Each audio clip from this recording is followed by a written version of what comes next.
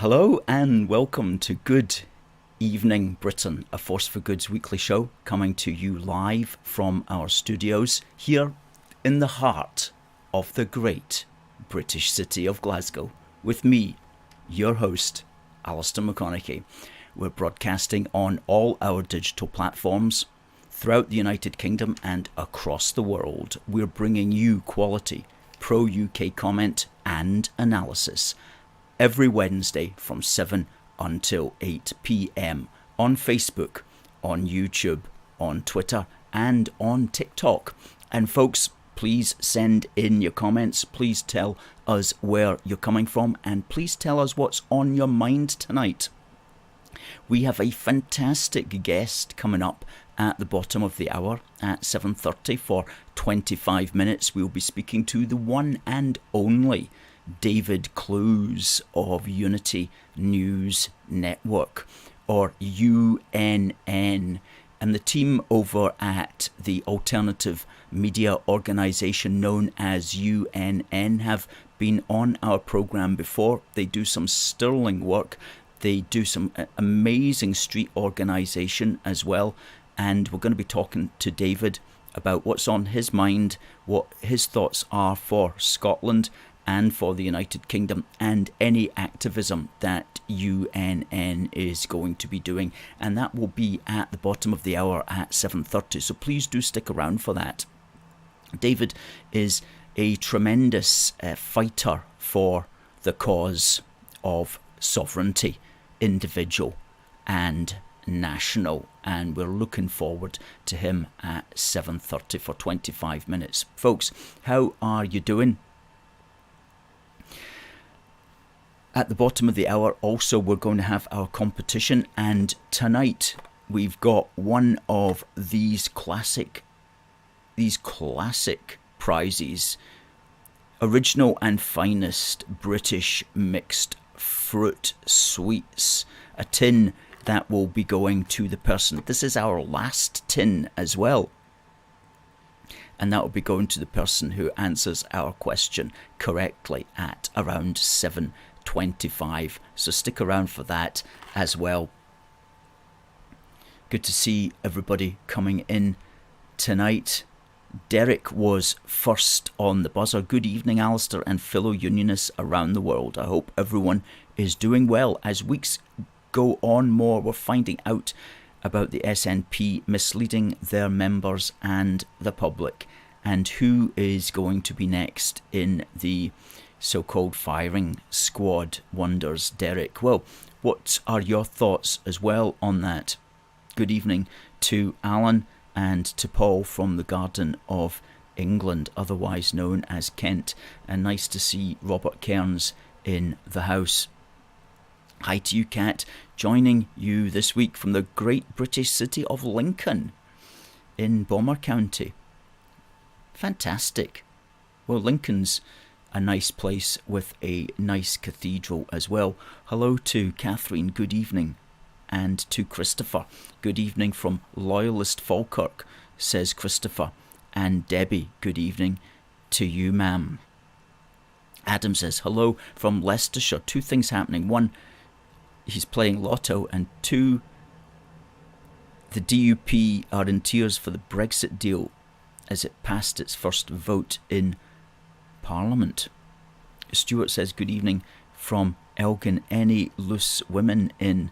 And that's a reference, of course, to Nicola Sturgeon, who is now parading herself around the television studios of the south of England, hoping perhaps to get a new career as a television presenter. Hi TC and Derek. Khalifa says, keep up the good works. We certainly will. Hi Stuart.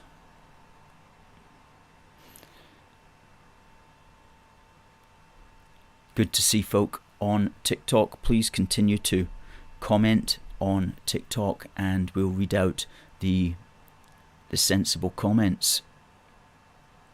Hey Robert, hope things are well with you.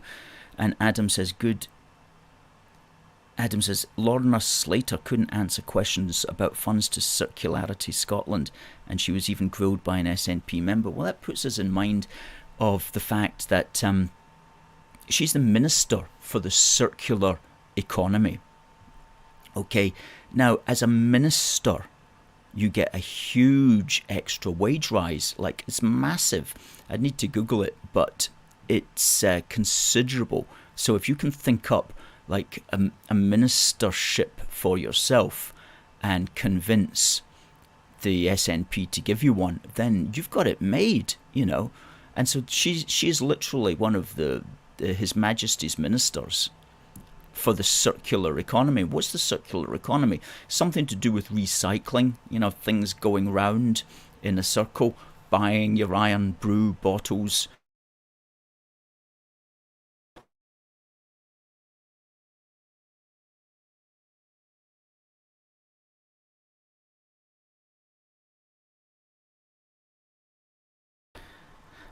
Yeah, the circular economy is like buying your iron brew bottles from the supermarket and, well, the corner shop, and then taking them back again and getting 20p for them. I was doing that as late on as the 1990s. I could do that, and then all of that stopped for some reason, and now they're trying to bring it back, but they're trying to bring it back with machines and all of that kind of carry on.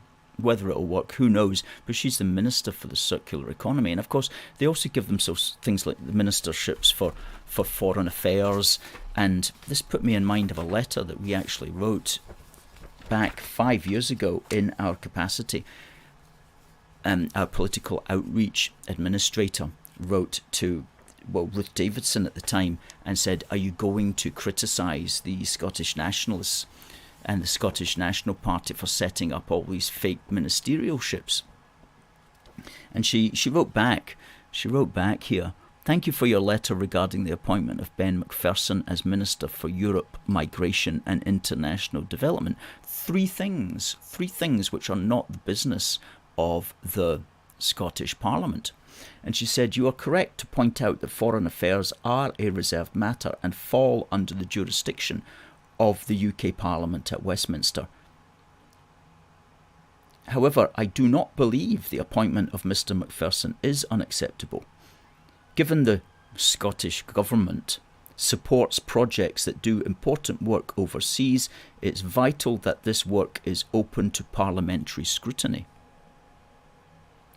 That said, while I do not oppose Mr Macpherson's appointment, I am clear that the SNP cannot be allowed to operate a shadow foreign policy.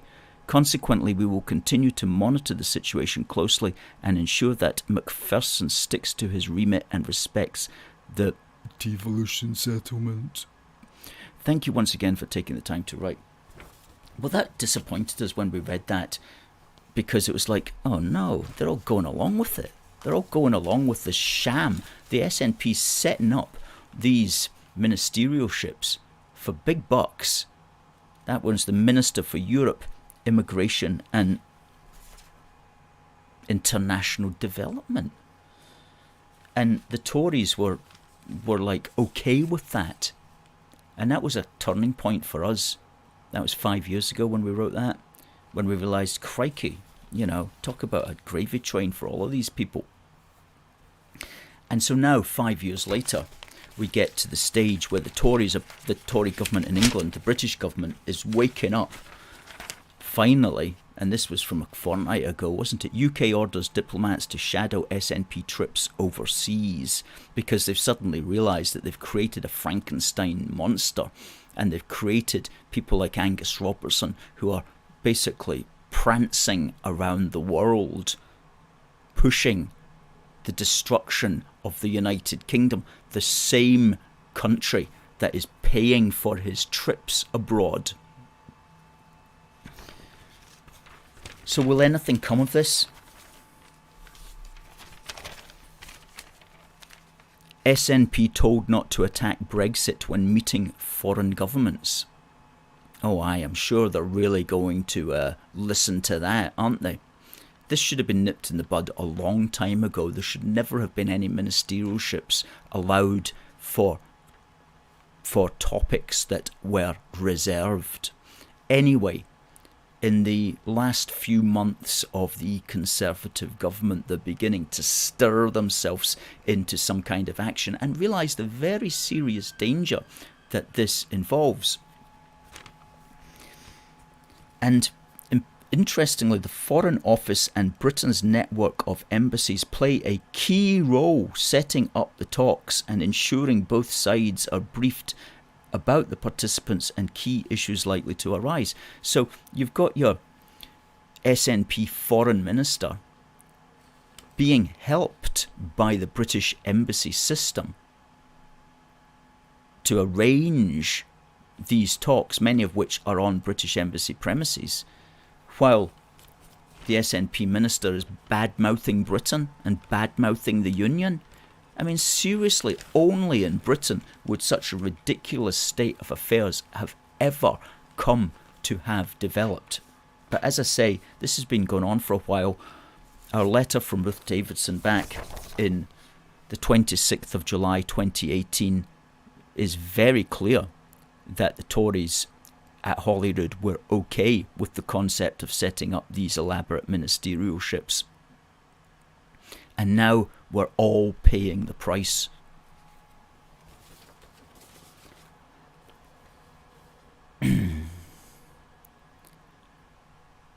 TC says, David Clews is a bloody top filler. Well, he'll be on at 7:30, folks. Christopher, these are the very people who accuse Westminster of power grabs. Exactly. Westminster falls over itself, trips over itself in its enthusiasm to help the SNP so-called ministers around the world. And what thanks do they get for it? Hello to Anthony.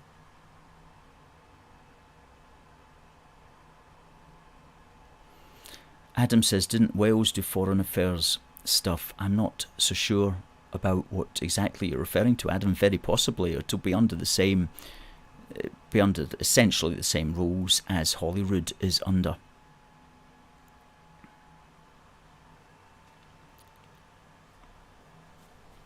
Now, Hums has been getting into a little bit of trouble today, because last night apparently he basically called England a foreign country.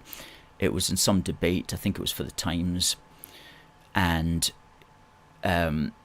he was asked about the Gender Recognition Reform Bill, which he is going to challenge in court. Can you believe it, right? He's going to challenge the actual Gender Recognition Reform Bill. He's going to challenge it in court to try to get it passed. Well, he's onto a loser there. But he justified it by saying that a foreign country shouldn't be able to come in and tell you what to do. So that was a very, very interesting insight into his mentality, because he does recognise England as foreign to him, as do many of the SNP Green supporters. They see England literally as a foreign country, almost as if we're back into the 1500s when Scotland and England were almost always at each other's throats and considered each other in a very hostile manner. So he does see England as a foreign country, whereas people like ourselves, for example, we see England as basically just family, as part of the same country. So think about this. Think about the gulf of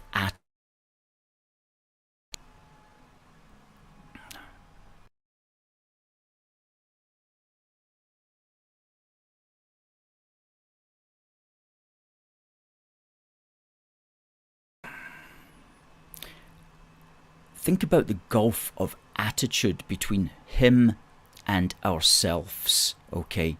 People such as ourselves, we pro-UK people, we see England, Wales and Northern Ireland as our family and as part of the same country, whereas people like Yousaf and other Scottish National Party legislators and supporters. They see England as literally a foreign country, as you might look on, say, China or the Gambia or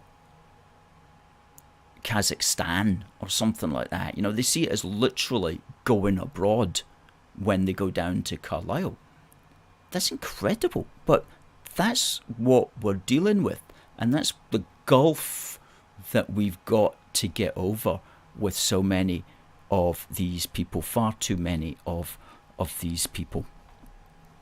Calling England a foreign country. And what he's also doing now is he's saying that if he's going to be elected, guess what? He's actually going to go to the coronation on the 6th of May, because previously he was saying that he was going to march with a bunch of Republicans who are having a very divisive dawdle, a very separatist shuffle, a wobble through the streets of Glasgow on that particular day. He was actually going to go along to that, but now he's decided that rather than hanging about with a bunch of angry, bitter troglodytes, he's actually going to go to London and hang out with 2,000 of the most powerful people in the world.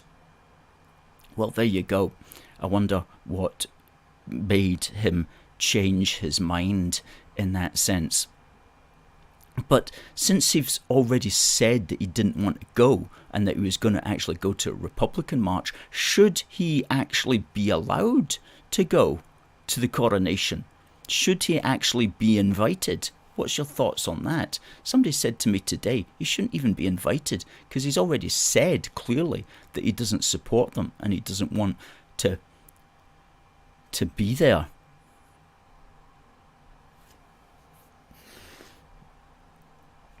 We absolutely have upset Hamza. We have upset Hamza. Adam Anderson says, do you accept debates? I'll happily debate you. And very possibly. Depends what you want to debate about, Adam. As Christopher says, Hamza and his entire so-called government is funded by this foreign country. To a large extent, the Scottish National Party is paid for by the English taxpayer. Yeah, and Hamza asked a question to several Ukrainian women. He said, where are all the men? That was a bit of a faux pas that he made. Stuart says, love your number 7 t-shirt. JB Elite, it says. Don't know what that's about. That Preston's journalist says, looking forward to your guest, Alistair. UNN is always a great read. Yes, David Clews, the organiser, the founder of Unity News Network, will be our guest at 7:30. Hang around for that. Oh, Adam appears to be a Scottish nationalist. England is foreign. We are different nations. Oh, well, there you go, Adam. We will certainly have to disagree with you on that, because Britain is one nation. The United Kingdom is one big country. We're all British citizens. Thank goodness. Thank goodness. Oh my, I was reading this book, The Union of England and Scotland in 1603 to 1608, and I was reading this this week and making notes in preparation for our issue 8 of Union Heart, which is going to be dedicated to the Union of the Crowns in 1603, and the attitudes that Scots and English had of each other. Incredible stuff. I mean, it really was. And thank goodness we've come so far, and we've come so far as a large consequence of people like James VI realising the serious situation that Britain was getting into and really trying to promote the union essentially of hearts and minds firstly, and of laws if laws would follow. But his main job was to promote a union of affinity and a union of identity, and he really got that discussion started. And do you know, this is really interesting. I read this yesterday. On the 24th of June 1609, the Scottish Parliament passed an act against, quote, scandalous speeches and libels.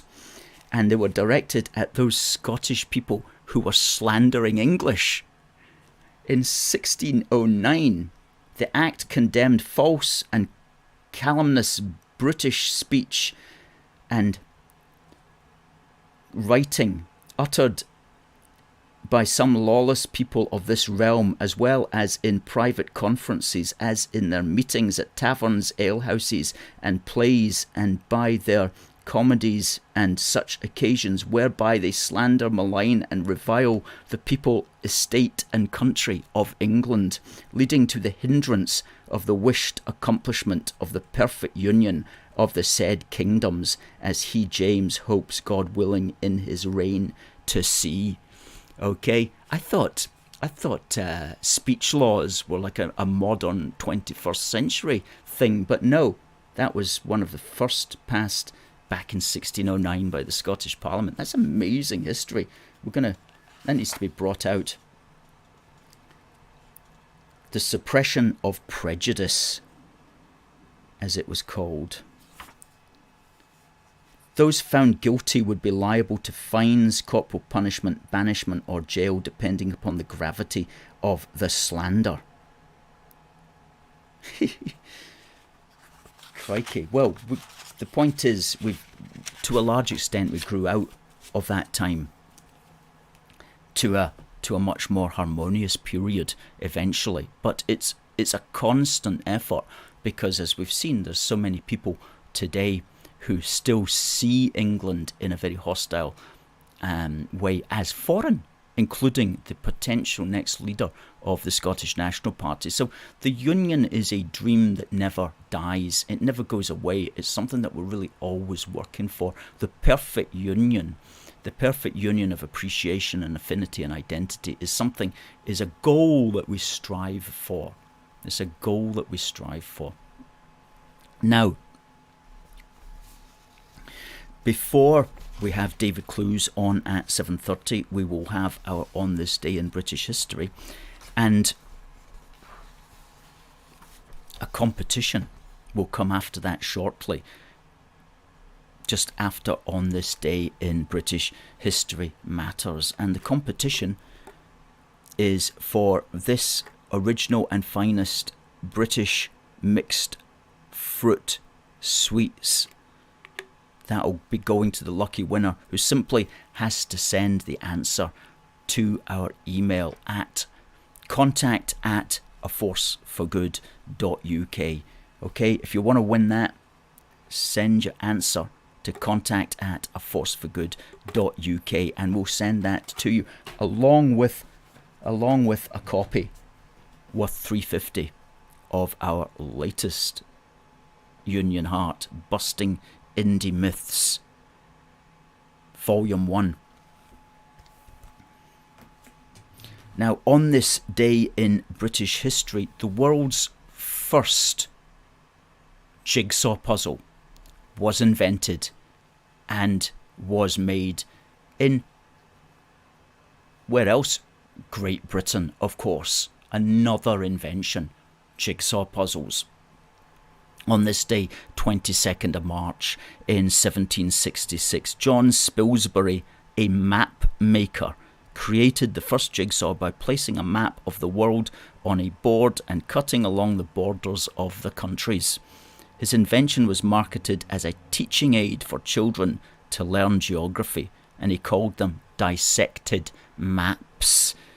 And the word jigsaw apparently is meant to come from the type of saw that cuts it, although those in the know tell me that it's not a jigsaw that actually cuts those designs, it's a fret saw.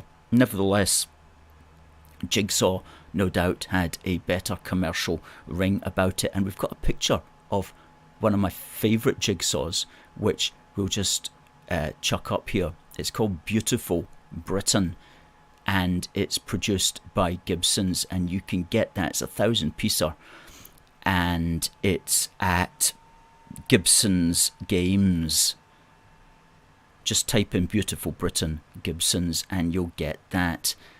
And it says there, from the Highlands and Islands of Scotland, the Emerald Isle of Northern Ireland, the valleys and choirs of Wales, to England's green and pleasant lands, Britain truly is blessed. Aren't we just? Britain truly is blessed. And you notice there, that's all one country, okay? It's not a foreign country. There's nowhere there that's foreign. It's all one. It's all one big country. And it's called the United Kingdom of Great Britain and Northern Ireland. Fantastic stuff. Okay.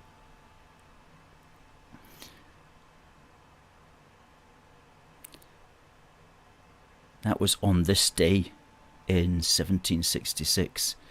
Adam says, are you scared of debates? What debates? Yes.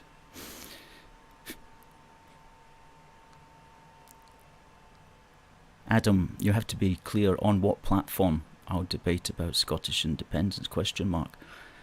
Could be a laugh, you're right.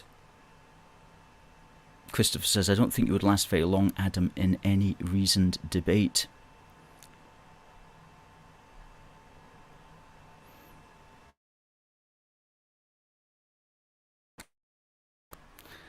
Let's me join. Join what?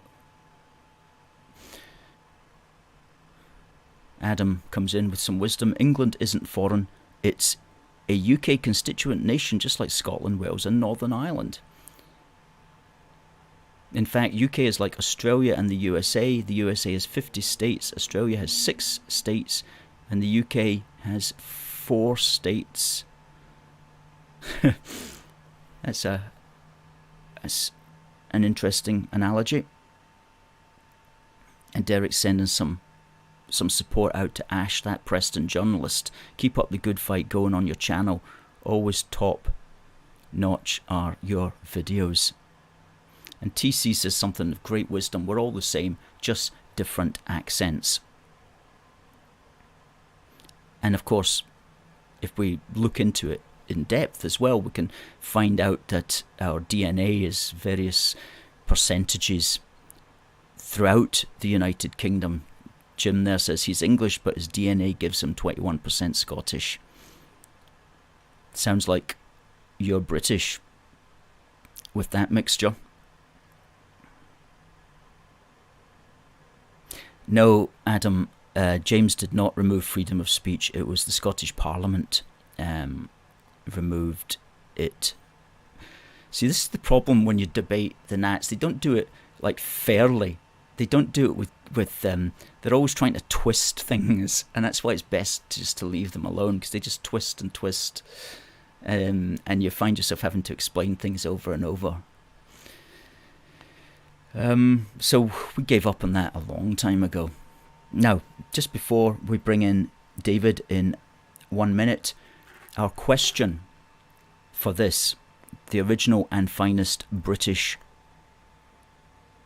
fruit sweets, contact at aforceforgood.uk. If you haven't tried before, please send in your answer to contact at aforceforgood.uk, and you're in with a good chance of winning. And the question is, on this day in 1766, a certain type of puzzle was invented. What was the name of the puzzle that was invented on this day? The generic name for the puzzle. Now we're going to go to David Clews. We'll give David an introduction when he comes on. Please do welcome David Clews of UNN. Now, if you're viewing on TikTok, you won't see this. You'll have to go to youtube.com/UK A Force for Good. Here's David Clews. Alistair. David, good evening. hello. How are you, sir? Can you hear me loud and clear? Hello. Can you hear me, Alistair? It looks like the audio is working all right. Yeah, it's fine on my end. So Can people it's hear coming David? it's I'm having coming out on trouble my end. hearing David. You guys hear You David? Okay. Yep, you That's guys good hear to me. know. Can you hear me now, Alistair? I'm going to remove my. Oh, I'm running the show now. He's giving control over to me. What's going on? It's an invasion. We'll need to wait till Alistair. Is Alistair back again? We did a sound check as well beforehand. But look, Alistair is gone now. I've taken control. David, I'm back. Can you hear me now, Alistair? Good stuff. Yes, yes. I knew you'd be able to deal with my momentary absence. That's all right. That's all right. How are you? Pretty well. Pretty well. You're looking well yourself, and I'm glad you can make it on the show. For those of you who have not met you before, I just want to remind them that you are a stalwart as far as it comes to the freedom of the individual, and in fact the country, and you really rose to prominence in the alternative media field back in 2020 when the country was cruelly locked down by a bunch of fanatical politicians, and you basically did yeoman's work in organising, shall we call it resistance, organising common sense, basically, groups of people throughout Scotland, England, Northern Ireland and Wales to stand up against what was going on. So you really do deserve the credit for that. And you call Unity News Network a, quote, real news network. You say you're not regulated by anyone, you believe in free speech, Correct. And you're entirely funded by your supporters, everyday people. And as you say here, not many can say all of the above. And so please do spread the word about UNN, and we'll be pushing your platforms. What's your biggest platform that you broadcast on? Well, we now broadcast on dlive.tv/Unity News. We used to be on YouTube, but sadly we got banned from there about 2 years ago now. Telegram, Twitter, we still occasionally post to Facebook, but it is what it is, and life goes on. And thanks for your kind words. And that was the heydays, Alistair. It's all been downhill from there. It was, I was in my element then. Now it's like that the I could have been a contender, and that was the good old days. I'm only joking. But what's interesting is that, during the height of that and the COVID situation, I'll remember I'm on YouTube, is that everything that we said has now been proven correct. And even if, I'm not going to go down too many rabbit holes, as I said, but even if you believed everything that they told you at the time, it's all come out now that it wasn't necessary. It was a lie, especially the locking down, the closing of schools, the mask wearing, the rolling out of a certain thing that they encouraged people to take. And everyone is now distancing themselves from their behaviour. I saw Piers Morgan doing a big one today as well. And it is frustrating, but look, we were right then, and I think we'll be proven right now, because the fundamental difference between us and people like yourself and what you're doing is that we're not paid to push an agenda. Like, people don't realise that. When you watch the news, it isn't the news. It is an agenda. It is a narrative that is being spun, and people get that now, but sadly the masses don't. Oh, absolutely, and that really came to our understanding back in those dark years of 2020 and 2021. And you mentioned Piers Morgan there. He was I would put him as the main cheerleader for all of that. He had his program Good Morning Britain, and every day he was very aggressive in pushing it. And scaring people who are not like you and I, but people who didn't know any better and who had limited information. I mean, he really was one of the main architects of all of that. And so to see him now go, oh, I didn't know, but I've changed my mind because I've followed the science, that's just disgraceful. Yeah, It's horrific. It is. And I have no issue with people who trusted what they were saying, went along with it, but still respected individuals' bodily autonomy, still respected individual choice. Whereas, you know, him, Jeremy Vine, to name two, and many others as well, they were so in your face, they were hysterical, and like they get away with it, which is very, very frustrating. And I think we'll be talking a wee bit about that maybe slightly later on. It's the same exact situation with what is going on in Ukraine, that, you know, everything we're talking about is coming to fruition. In 2 or 3 years' time, nobody will admit to doing what they do. And this it's goldfish media, goldfish brain media. Like, you have a memory of 2 seconds.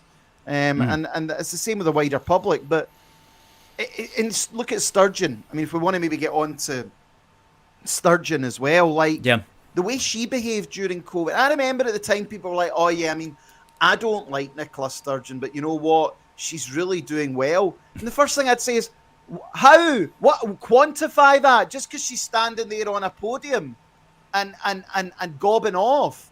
And it just shows you again just how quickly that the veneer and everything drops. And it has been a total collapse for Sturgeon and her regime. Unfortunately, it's not ended up where it should be, which is her in prison.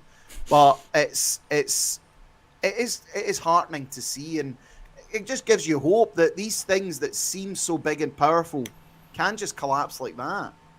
Yeah, you made a wee video about that the other day that I noticed on your Facebook page. I think you said it's like everything seems to be built on pillars of sand, I think was the expression that you used, that something that seems to be untouchable can suddenly just crumble, and before you know it, and it's especially the case with the Scottish National Party, it was held up there, now we understand, by the sheer force of her personality and the unwillingness of anybody else to bring down the tempo.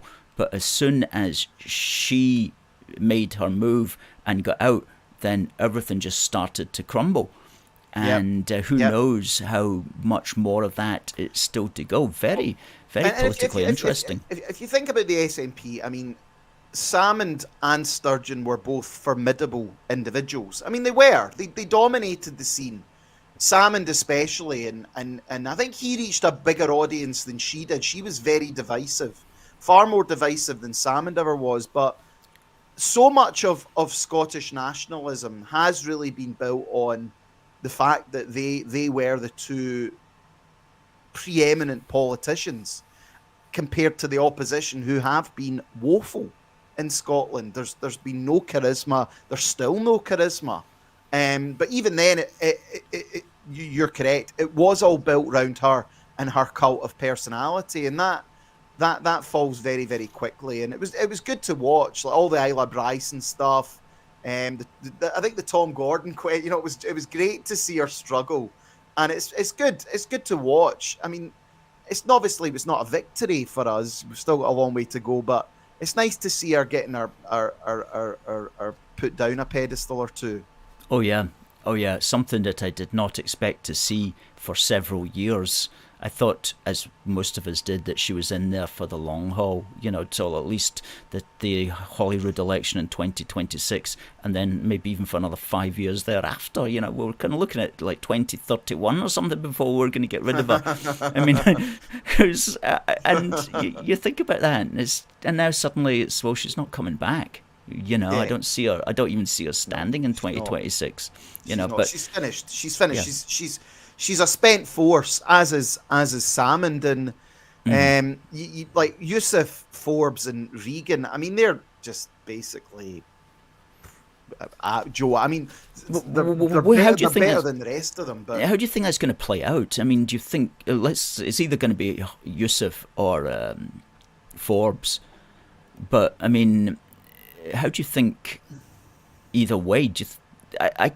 I struggle to see how the party will stick together with either of them. Yeah. I think if Forbes comes in, then the wokerati, which is most of the party, will not want to get on with her, and will split in some way.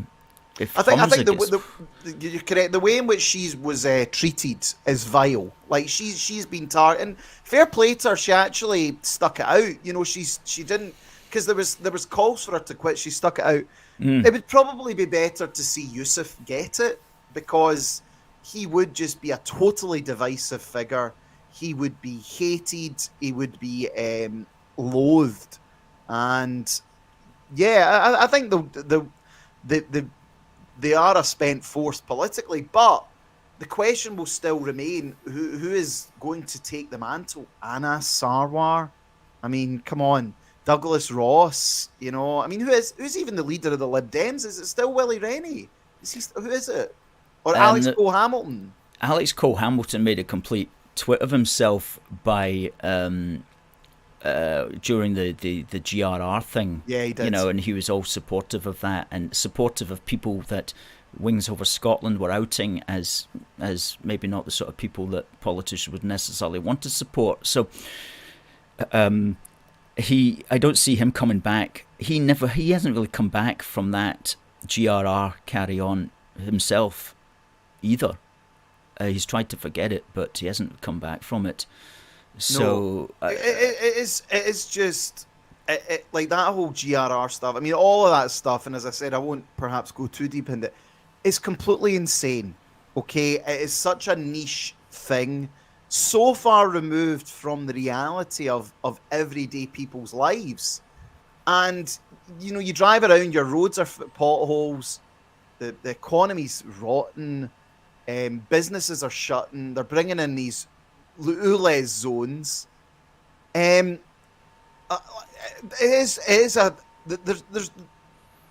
a contempt now for the political class, which I'm happy about. They should have contempt felt towards them, because they're contemptuous individuals.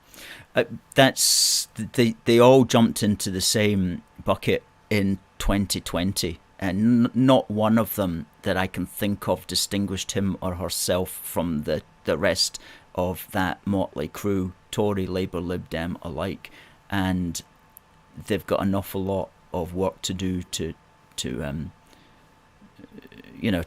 come back in again and get our respect.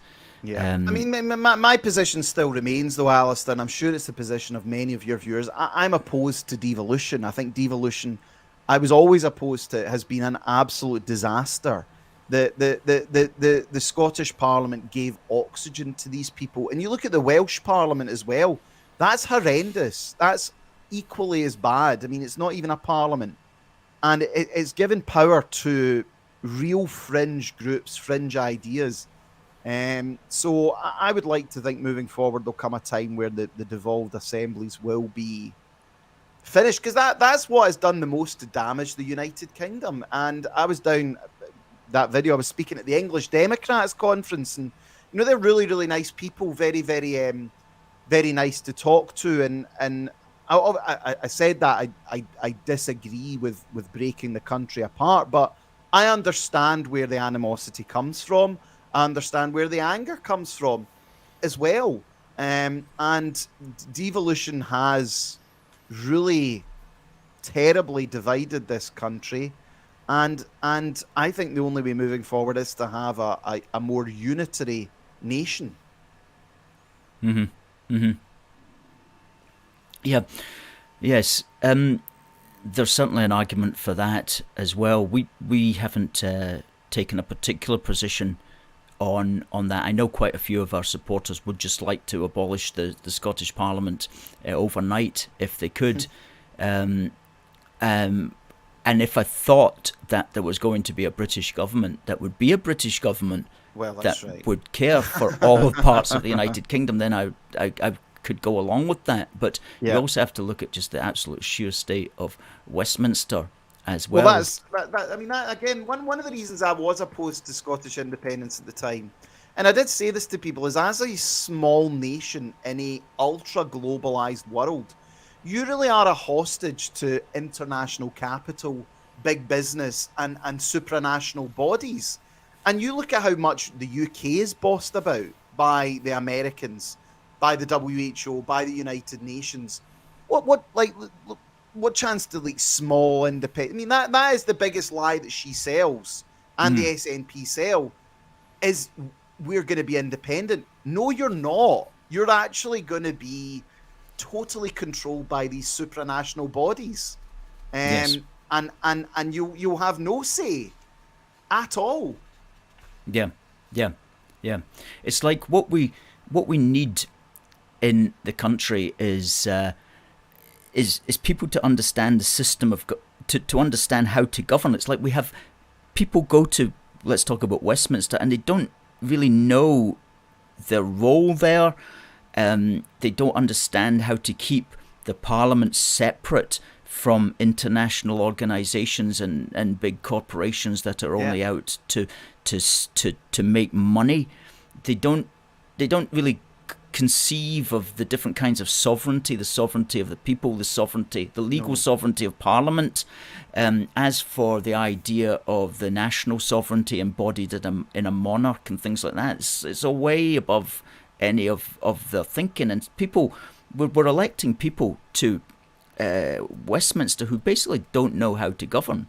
I know. Couldn't even tell you what Magna Carta was. Couldn't even tell you when the Union of the Crowns was. Couldn't even tell you when the Union of Parliaments was. I mean, I remember David Cameron famously asked what Magna Carta was.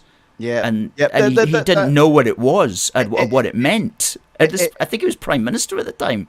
I mean, that's again one of my other arguments against English independence, not independence, say separating the country, was it would be like you've got London now, which is a nation, which is almost it's a separate country now within England. You've got Birmingham, Manchester, and look, there's demographic reasons behind that as well as political reasons.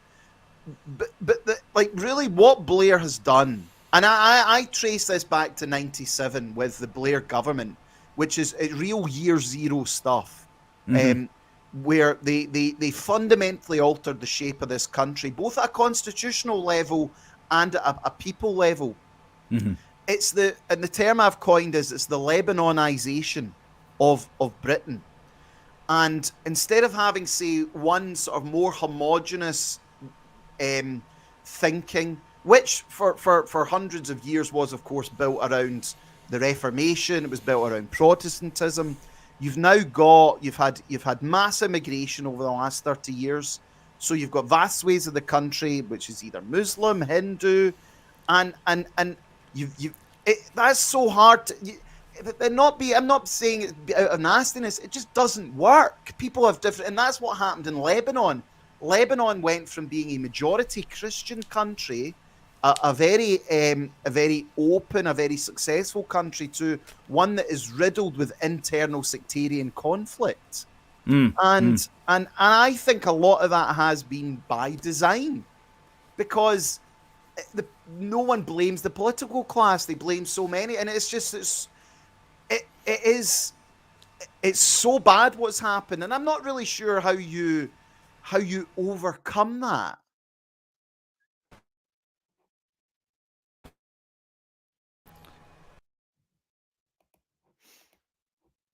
I think we've lost Alistair again. The Reverend James saying the Emperor is in charge. Well, that is true. That is very true, and we've got Alistair back again. Thanks, Alistair. Yeah, you're saying you didn't know how to turn it around, and I was reading this book which I made mention to, and one of the things that he wanted to do, James VI wanted to do when he came around in 1604, he put together something called the Instrument of Union, and it was to make Scottish people legal citizens of England, and English people legal citizens of Scotland. And the English Parliament didn't want anything to do with that. It was like, no, we can't have these Scots coming down to England. We can't have them taking our jobs. Literally, we can't have them in Parliament. We can't have them in the royal court. This is going to create chaos. And they did not allow it. And I'm thinking, that's between Scots and English. That was back then. And then how far we've come we're basically giving money to people who are arriving off a freaking boat in the English Channel and treating them as if they're common citizens. Our ancestors in the 17th century they couldn't understand that world. It would just be unbelievable to them. But back then, I mean, we were so careful about, who gets citizenship, where and when. From a historical parallel, this is how the civilization of Rome fell. To be a Roman citizen was an honour. Like St. Paul was a citizen of Rome. And at the time, that was really the great honour.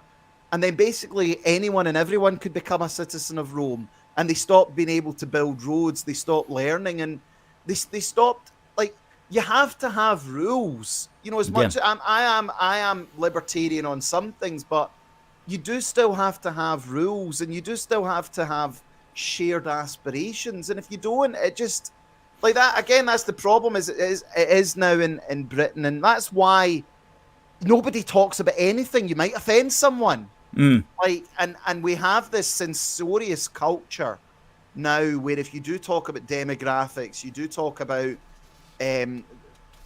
religions or people, you're just shut down. You're not allowed to have an adult conversation about it. It's just, you're a racist, you're a bad guy. But my actual argument against this is everyone is going to suffer by a political class that just buries their head in the sand. And as you say, people coming across the English Channel, I mean, like, can you blame them? If you're in some crap country and someone says, by the way, you can go there and we'll put you in a hotel and give you, I mean, people are going to take that opportunity. And then when you've got these bleeding heart liberals who, again, don't have to live there, don't have to deal with the consequences of it. It's so infuriating. Yes, well, we're governed by, like, just basically Gary Linekers. Various forms of Gary Linekers is what we're governed by, which is extremely wealthy, pampered people who have limited skills. Okay, so he could kick a ball into the back of the net better than I could. But I can't really think of anything else that he could do. And as far as commentating football on Match of the Day is concerned, well, people, as been pointed out many times by others, you watch Match of the Day for the football. You didn't watch it for Gary Lineker. And in fact, when Gary Lineker, the weekend that he was not broadcasting, they actually got another 500,000 viewers without him. And I wouldn't say I'm an ideologically driven person. Like, I don't look at the situation then bend the situation to suit my ideology. I just deal with reality, and that's where people like you, like me, it's quite interesting, Alistair. Like, before, nobody would have wanted anything to do with you. Now nobody wants anything to do with me either. That's the thing. And again, all for expressing a point of view or expressing an opinion or talking about things like that. Again, this country was built on freedom of speech, freedom of expression, freedom of religion as well. Like, we were unique. Robert Oulds was speaking on Saturday. He was very good. Robert is in the Bruges group, and he said that, like, the way British people did things 16th, 17th, 18th, 19th century was unique. The governance, it wasn't like Europe. Individual rights, individual thought. Like, we pioneered all that stuff. Obviously, at the USA, then they took it to nth degree, but we really pioneered. Adam Smith as well, The Wealth of Nations, and that's the thing that really annoys me as well about Scottish nationalism and in general, is that Scots, we achieved so much when we had the shackles of myopia taken off of us. It's a Scot invented the television, the telephone, penicillin, the steam engine, incredible drive in society. And that, you know your history, Alistair. I know my history. And when you look at Scotland, it's heartbreaking to see what it's become. Oh, yeah. I am very hopeful, though, for the future. I think there's a lot of stuff that hasn't been brought out about our shared past, about the greatness of Britain as such, history that hasn't been taught properly in the schools. That's all there, just needs to be brought out. And people, if we can just get rid of the siren sounds of the Scottish National Party, the shrieking of them, and get more moderate people in who understand that we're a family here on these islands, we've got a great history, and we can really push against the tide, is certainly a big effort for us. And I even say the same. I mean, I don't know what the world's going to even look like in 30 or 40 years. Like, I also think we have to look at the sort of wider Anglosphere, so to speak. USA, New Zealand, Australia. You know, these are all countries that came from the mother country. And I wonder how the world will look in say 30 or 40 years. I think you'll find that things will be very, very different. But as long as they're better, then that's what we need to aspire to. But the world's in a real state of flux just now, and I think the notion of breaking up the country, it would just I can understand the sort of accelerationist, let's just burn it all to the ground. But for me, it would be heartbreaking to see that shared history ripped apart. No, and all of that doesn't work anyway, because worse always means worse. It doesn't mean, it's going to get worse before it gets better. There's a never end to that, because there's a bottomless pit of how bad it can be. You know, it's not like you hit a bottom and everything changes. It's like, that's not the right way of looking at things. The idea, wait till it gets really bad and then somehow people are going to wake up or something like that. And it's not the way it works. It's just every day you wake up and you try to make the best world that you can make there and then. And you have to fight what I'm coming to understand is really just forces of evil, quite literally forces of evil, whether conscious or by design, that want to control and that want to upturn and overturn normality, you know, and terrible forces abroad. But there's always been evil in the world since the dawn of time, and that's it really part of the rich human story of fighting it. It is pure sort of cultural Marxism. It is designed to invert the good, the decency, and confuse people, and it's horrible to watch, and that's why it's so good to be with like-minded people. And I always say that is to be amongst people that you can talk to, and you might not always agree with everybody on everything, but realize that we're all kind of on the same ship, and to be polite and have that was a very British thing, was to have a discussion and to be able to air these views and just let people say what they want instead of this culture we have now. Yeah, absolutely. These are fine sentiment, David. It's almost the top of the hour. We've almost been talking for half an hour. I can't believe that. We'll need to get each other on for a longer chat in the future as well, David. Sounds good, Alistair. Let's make a habit of this, because I know the viewers enjoy it, and you've got so much to say. And just tell us how often you're broadcasting. We'll put up your DLive thing there. It's DLive. .tv/Unity News. Now, we're actually live now every night of the week from 7 p.m. and we're on every afternoon at 12 p.m. We've got an absolutely fantastic lineup of presenters. A big mix of people that were in the wider freedom movement to people that are more into the nationalist issues, so to speak, and just a very broad. What I would say is we all share in common is we're on the sort of the dissident perspective. We are questioning and challenging the status quo and challenging the agenda. So it's really good content. We're on Twitter, we're on Telegram, and we've got a lot of opinions. Good. Just like absolutely, you. Absolutely. DLive.tv/Unity News. I've watched several of your programs. All your presenters are great. Very, very interesting, and you get a lot of people coming in like we've got tonight, making comments and stuff like that. And also your Twitter is twitter.com/ Let's bring that banner up. Unity Newsnet.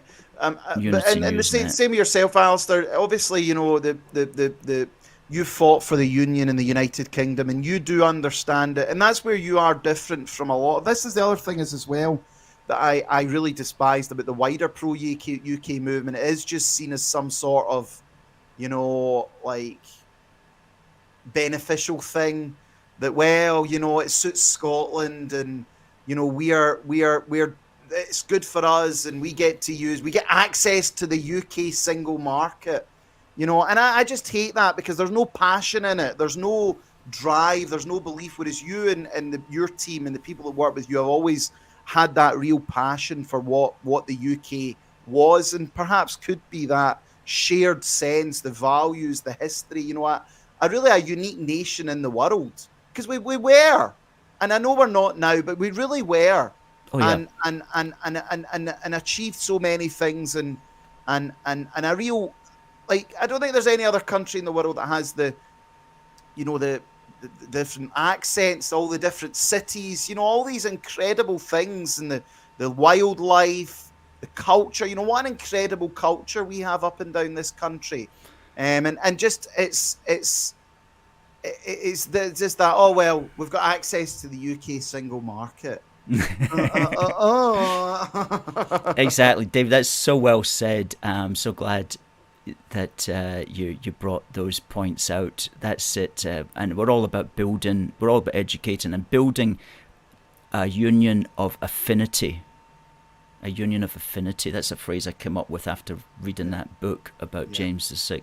So, David, it's the top of the Alistair, hour. All thanks the very much. best to you. Strength to your elbow. And Cheers we'll now. speak again soon. Bye-bye. Bye now. Thanks, guys. Thanks for the kind comments. Bye-bye. Bye. What an excellent guest. That is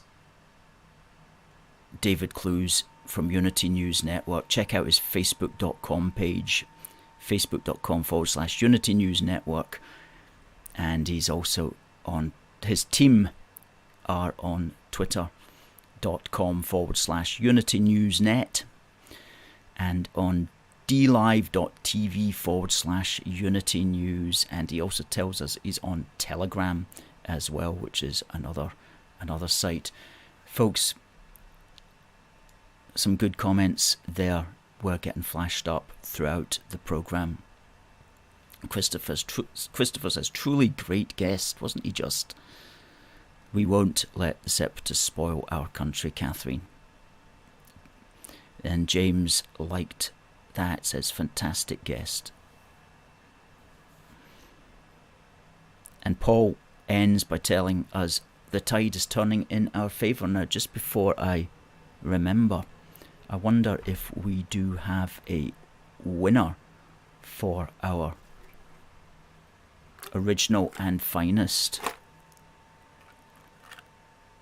British mince.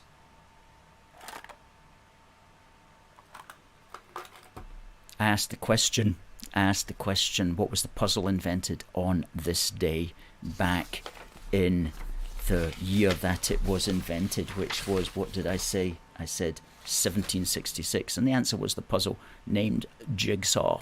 And the winner is Stuart Campbell. Congratulations, Stuart Campbell. This will be heading its way to you. We will need to take this to the post office, so that will be on Friday that we'll send that to you. So well done, Stuart.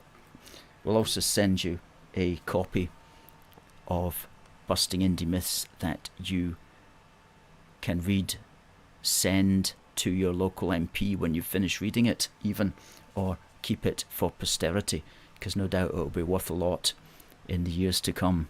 PBC says you should come on to UNN one night, Alistair. I would love that. Derek says, congratulations, Stuart. TC liked the show. Brilliant show tonight, Alistair. Well done, David Clews. Ryan says, thank you, David, for a thoroughly enjoyable watch. And there's an idea. Alistair and David should team up weekly, says James. Is there enough hours in the day or days in the week? But that sounds like a great idea. Derek liked it. And PBC says, Gibbo says that they'll second that. Okay, Stuart, good stuff. Glad you won the prize. Congratulations, Stuart.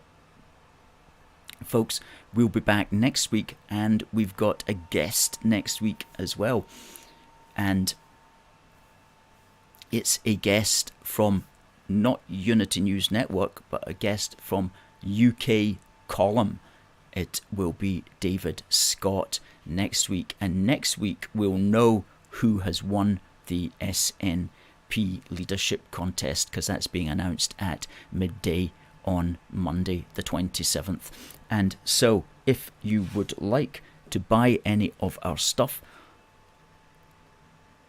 such as this wee book for the union, or one of our bespoke Union Jack flags,